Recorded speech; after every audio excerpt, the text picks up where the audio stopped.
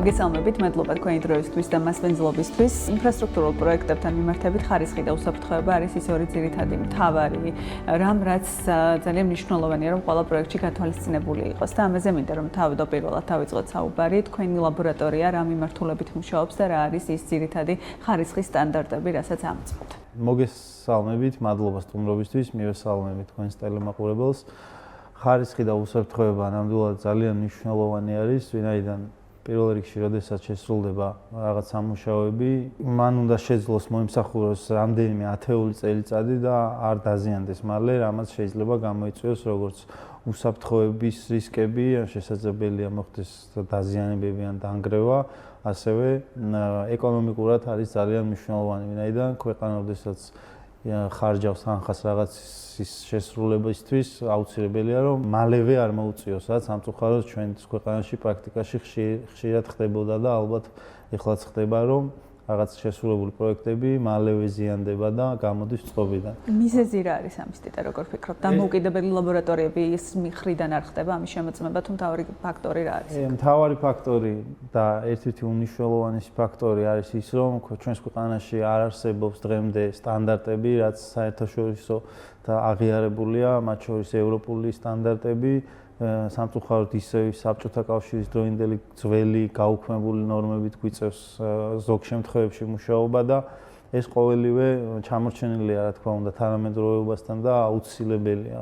სასიცოცხლოდ მნიშვნელოვანი არის, თუ გვინდა რომ ამ მიმართულებით რაღაც განვითარებას მივაღწიოთ, პირველ რიგში უნდა მოწესრიგდეს სტანდარტები. სტანდარტების მოწესრიგებიდან იწყება და შემდგომ რა თქმა უნდა არის ის ძირეული პრობლემები, რომლებიც ამ პროცესთან ერთად შესაძლებელია რომ აღმოიფხვრას. 2013 წლიდან ხართ ბაზარზე, თითქმის უკვე მე-13 წელია რაც საქმიანობთ. რა იცვლება ამ პერიოდის განმავლობაში, რამდენად იზრდება თავად მოთხოვნებით და შესრულებული სამუშაოების ხარისხი? თქვენი პრაქტიკა რას აჩვენებს?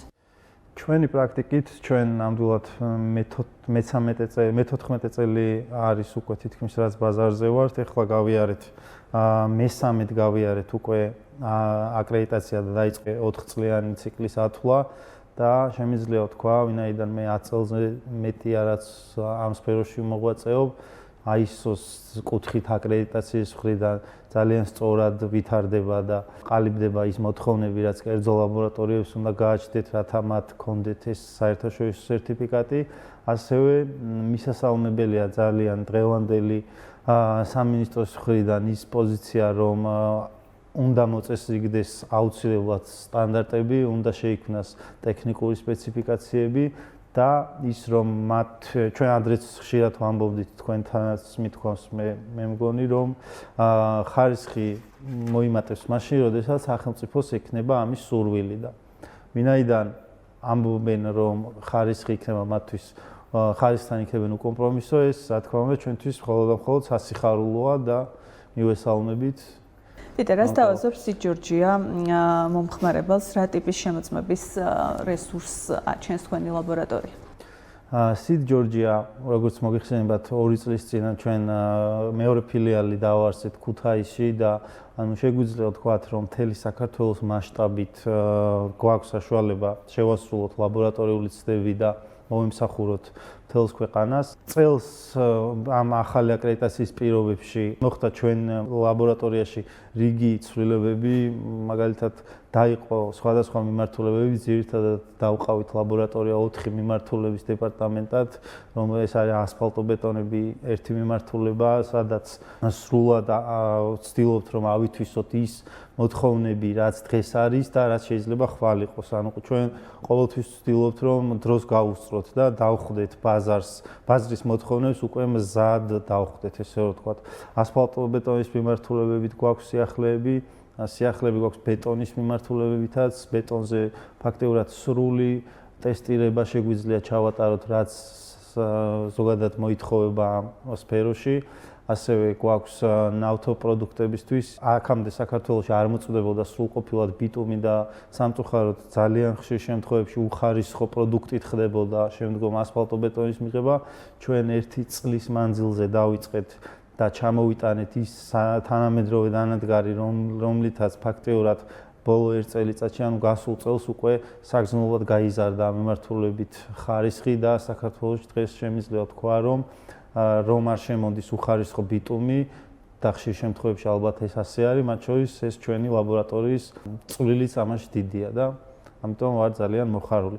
და რაც ყველაზე ერთ-ერთი მნიშვნელოვანია და სამწუხაროდ ჯერ არ გვაქვს ამ მიმართულებით ხშირი დაკვეთები, არის რომ მოძრაობის უსაფრთხოებისთვის საგზაო ნიშნებისა და საგზაო მონიშნის შუქარეკვა არის ძალიან მნიშვნელოვანი. მას აქვს განსაზღვრული თავისი ტექნიკური მოთხოვნები, რასაც აუცილებლად უნდა აკმაყოფილებდეს და აუცილებელია შემოწმდეს დამოუკიდებელი ლაბორატორიის მიერ.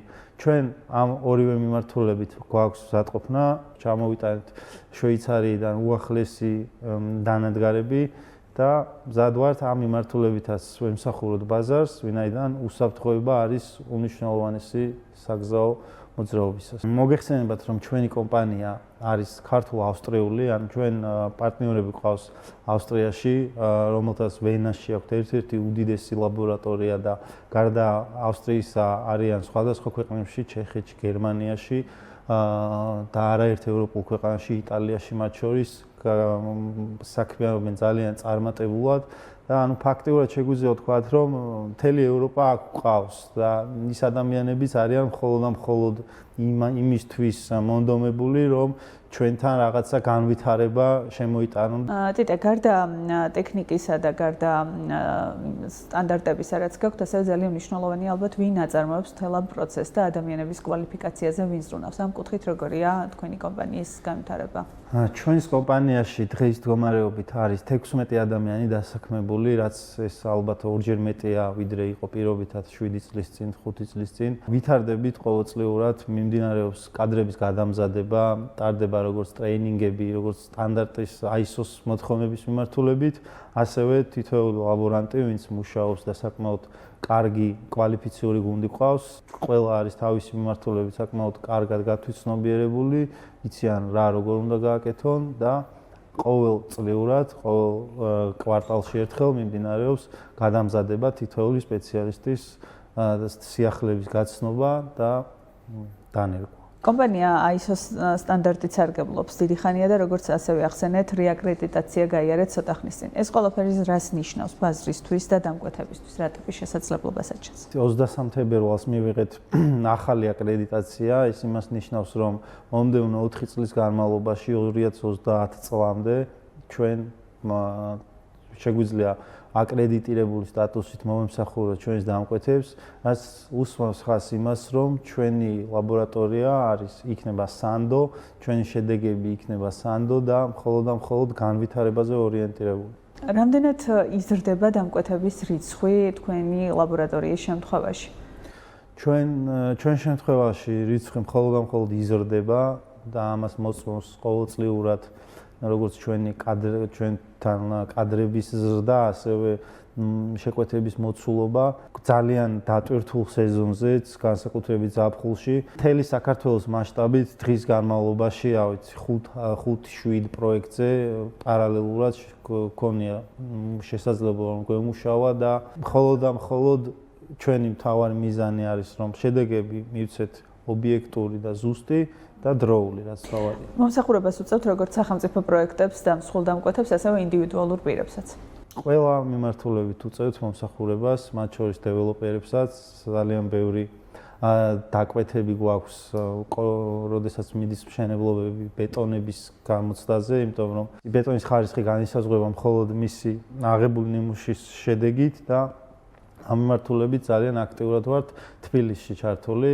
თბილისში ძირითადად მხოლოდ ეს მიმართულება გვიჭირავს დანარჩენი, რაც შეეხება გზებს და ინფრასტრუქტურულ პროექტებს, ძირითადად ქალაქგარეთ, იმიტომ რომ თბილისში მუნიციპალური ლაბორატორია თვითონვე ახორციელებს შემოწმებას. საომავლო გეგმები როგორია გაფართოების კუთხით, რა დგას დღის წესრიგში დღესდღეობით? დავაკვირდებით როგორ წავა პოლიტიკა საერთოდ ქვეყანაში ამ ხარისხის მიმართულებით და რამდენად ექნებათ კერძო ლაბორატორიებს განვითარების პერსპექტივა და თუ ექნებათ ჩვენ რა თქმა უნდა ყოველდღიურად მხოლოდ იმას ვფიქრობთ რომ განვითარდეთ და მაქსიმალურად მეტ ადამიანს მოვემსახუროთ საერთაშორისო სტანდარტების სრული დაცვით. როგორც დღემდე ყოველთვის რაღაცას ვიმატებთ და ვცდილობთ რომ განვითარდეთ, მომავალში აუცილებლად ჩვენი მთავარი მიზანი იქნება რომ მივახციოთ ახალ შესაძლებლობებს. რა არის ჯამური ინვესტიცია, რაც კომპანიას ამ დროისთვის განხორციელებული აქვს? 2013 წლიდან მოყოლებული სავარაუდოდ $2 მილიონ-მდე იქნება, რაც ამ კომპანიაში არის ჩადებული, თუმცა აღსანიშნავია ის ფაქტი, რომ ძირითადად საწყისი ინვესტიციის შემდგომ კომპანია თვით ინვესტირებას ახდენს, ანუ ყველა ის შემოსავალი, რაც შემოდის კომპანიაში, ხმარდება მხოლოდ სიახლის შემოტანას, კადრების მომზადებას და დამატებას და განვითარებას.